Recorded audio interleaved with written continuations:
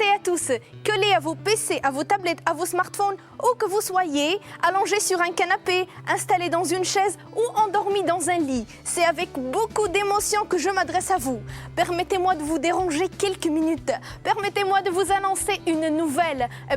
Bienvenue dans le premier numéro de votre émission Info sur commande, l'émission qui s'intéresse à vos appréciations.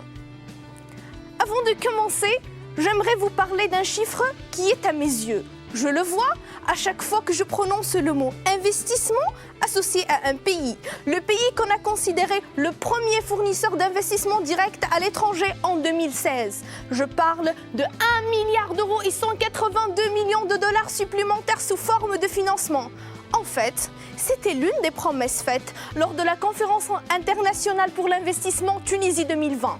Souvenez-vous d'un partenaire omniprésent depuis la Révolution? Souvenez-vous de cette chanson? Douce France, cher pays de mon enfance, bercé de tendre insouciance, je t'ai gardé dans mon cœur. Tout ça nous intéresse. Tout ça nous rappelle l'article top de la semaine, l'article lu par une majorité écrasante d'entre vous. Il s'agit bien évidemment de la visite d'État du président français en Tunisie. Qu'en est-il de ces promesses?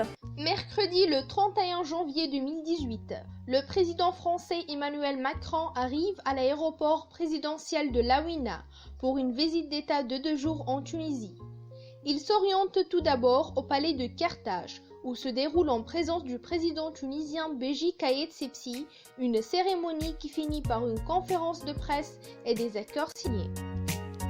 Le jour qui suit, le président inaugure l'Alliance française de Tunis dans le gouvernorat d'Ariana, une fondation qui vise à promouvoir la culture et la langue française dans le monde. D'ailleurs, des cours de français de différents niveaux, des activités culturelles et une médiathèque moderne seront au menu. Direction le musée national de Bardo, après un discours annoncé devant les députés de l'Assemblée des représentants du peuple. Le chef d'État dispose d'une gerbe de fleurs devant la stèle commémorative érigée à la mémoire des 22 victimes, dont 4 Français de l'attentat du 18 mars 2015. Il se dirige ensuite au monument des martyrs de Séjoumi et dispose une gerbe devant le mausolée. Maintenant, c'est au palais des congrès que clôture Emmanuel Macron avec le chef du gouvernement Youssef Chahed le forum économique franco-tunisien. Et c'est à l'Institut français qu'une vingtaine de représentants de la société civile se discutent avec le président français. En se promenant dans la Médina de Tunis, Macron et son épouse dialoguent avec les artisans. Le président ne rate pas l'occasion. Il porte la chéchia tunisienne. Maintenant, le second jour de la visite est terminé. Le départ au Sénégal est proclamé. Tout ça nous intéresse, monsieur le président. Mais vous avez mis l'accent sur une autre chose, en répétant le mot le même mot. D'ailleurs, ces trésors en partage que nous avons, la francophonie et l'esprit d'entreprise, nous devons pas seulement les entretenir, les développer, les décupler. Conduire notre jeunesse justement à en tirer tous les profits, c'est-à-dire une réussite pour elle-même, une capacité à faire.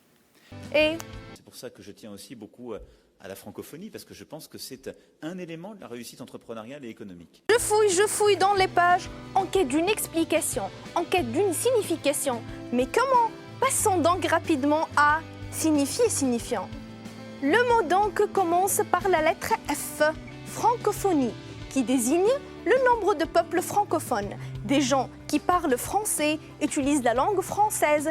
On l'attribue ainsi à l'ensemble des pays où le français est une langue dominante, voire officielle. Ça désigne ainsi institutions qui s'occupent de la défense et de la promotion de la langue française à travers le monde. C'est ainsi qu'on se pose la question, pourquoi le président avait dit « le français n'appartenait plus à la France ». Serait-il possible qu'il voulait se débarrasser radicalement de la langue française ou au contraire, il voulait la remettre sur le tapis? On voit qu'il court à pas de géant, il court à perte d'haleine. Je crois qu'il fait un effort d'assurance, de cœur et de parole pour y parvenir. Car investir pour investir, En quoi peut-il servir? Automatiquement, une question vient à l'esprit de certains d'entre vous. La francophonie en Afrique serait-elle vraiment capable de rivaliser avec l'anglais? On ne sait jamais. Comme ça, on est arrivé à la fin de notre émission. Merci d'avoir suivi Info sur Commande. On se retrouve la semaine prochaine pour un nouveau rendez-vous. N'oubliez pas de partager cette vidéo et n'oubliez surtout pas de commenter. À très bientôt. Au revoir.